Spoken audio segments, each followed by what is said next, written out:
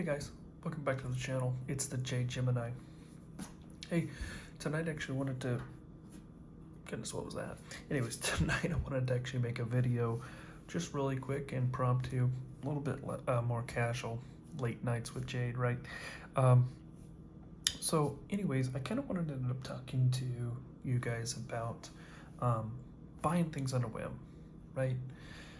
There's times that you can buy something on a whim, instantly fall in love with it. You know, oh my god, this knife, this watch, this gear, this is exactly what I've been looking for. I need this, I need to buy it right now. That can be a double-edged sword though. So tonight I'm actually going to show you two knives that I ended up buying on a whim, and just can kind of show you how different those results can end up turning out. So first is actually a knife that I ended up going ahead and buying, ended up seeing, fell in love with, thought, well, that's exactly what I've been looking for. You know, knives like the Vero, knives like the 523. There's other ones that if I saw it, you know, I would be able to easily tell you. But essentially, there's sort of more really high-end knives, sort of mid-high-end knives that you know, really have a lot going on with the designer, with the way that they're built, the materials, combination and such. So I ended up finding this online, and I'm like, what is that?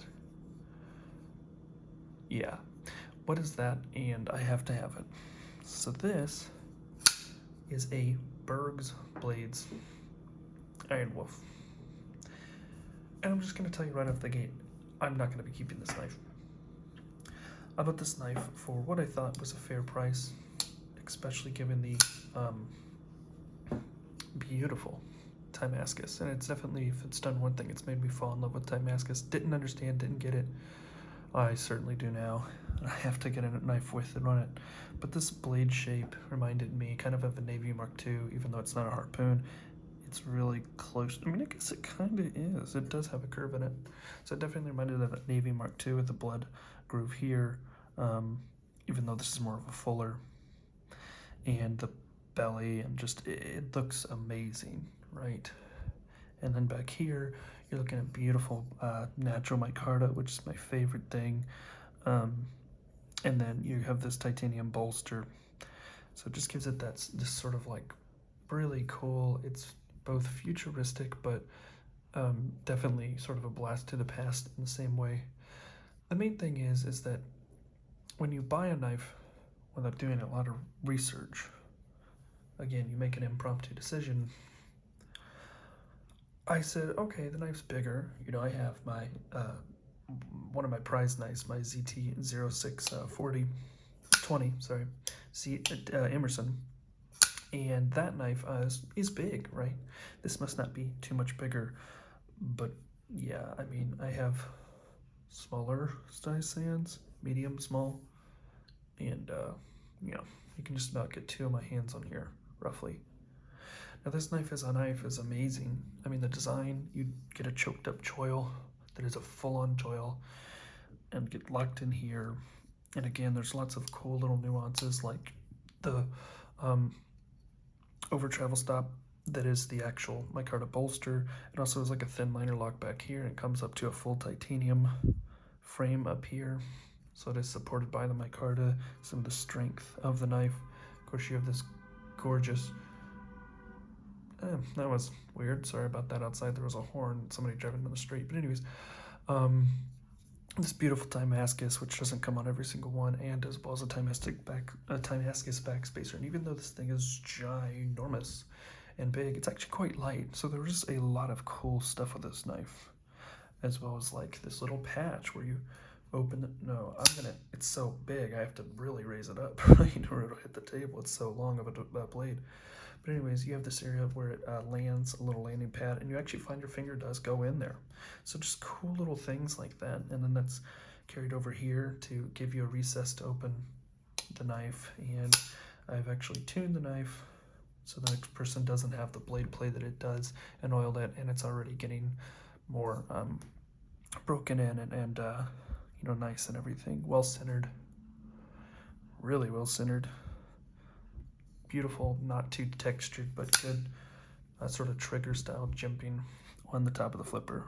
So there's just a lot going on that's really good with this knife, but it's just too big. Honestly, I used to really be into big blades, an Endura We 609. That was an amazing knife. God, 4-inch blade, but it just felt different. The way that it sort of tapered off and everything. This feels a lot more blocky, and it's just not my cup of tea. I mean, even actuating it just feels sort of Neanderthal for me. If I had bigger fingers, it would be different. So this is a knife that I actually bought this after the knife I'm about to show you, and I thought, oh my gosh, I'm gonna have to figure out a way to sell the knife I'm about to show you, because this knife is so beautiful, blah blah blah, it's special. That's for the sort of first, high-end big boy knife, if you will. And yet this is the one that I'm gonna sell, and I think it will move easily. Knock on wood, I don't think I'll have to sit on it very long because it is so gorgeous and it's a good condition piece. I'm gonna miss looking at that though. But now we're gonna go ahead and take a look at the other thing that I bought on a whim. Kind of. So this is more so an idea of, I think, a good reason to buy on a whim. Because this is a knife that I've been looking at for a very long time. They're discontinued. They're very hard to find. And it's by one of my favorite designers. I would say my favorite designer, but honestly, there's not enough available high-end stuff, at least as of right now, that I can really say I've gotten my paws on so many of his designs. But I've held one of his knives, and it was also by the same manufacturer. I was like, this is exactly the kind of designs that I'm into. I love this designer. So I ended up finding this Virgin Blade ZT 0900 with this really cool sort of battlefield pickup design.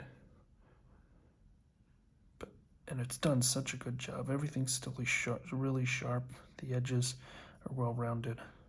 Apparently it's done by a guy who does like $150 finishes for like Striders and other crazy stuff. I don't know. And then this is put on. This edge is unsharpened, virgin,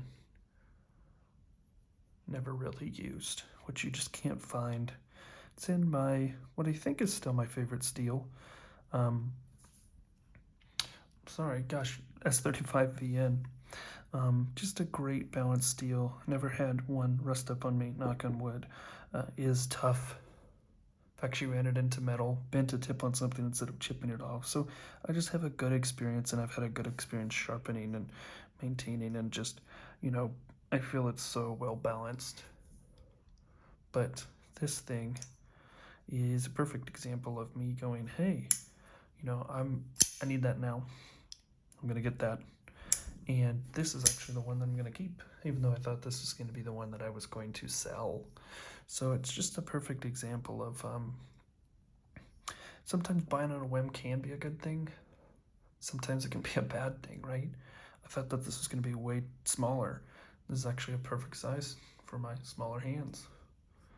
Very much fits me like the new mini bug out, maybe a little shorter, maybe a 3.5 inch if I'm sort of doing that sort of like Amazon package cut, and if I hammer fisted like a Neanderthal.